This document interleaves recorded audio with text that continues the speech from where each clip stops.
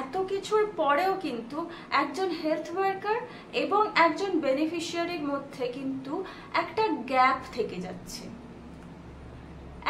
এই যে গ্যাপটা থেকে যাচ্ছে, এই গ্যাপটা পূরণ করার জন্য কিন্তু নিউট্রিশনাল অ্যাওয়ারনেস বা পুষ্টি সংক্রান্ত সচেতনতাটা কিন্তু জরুরি।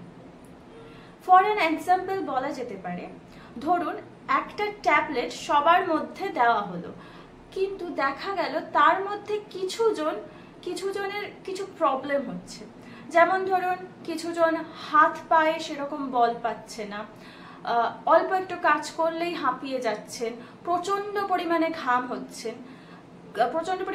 হচ্ছে, এই ধরনের প্রবলেমগুলোর সম্মুখীন হচ্ছে।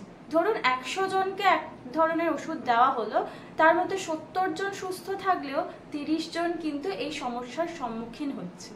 কেন হচ্ছে সেইটা জানার জন্য কিন্তু নিউট্রিশনাল অ্যাওয়ারনেস জরুরি।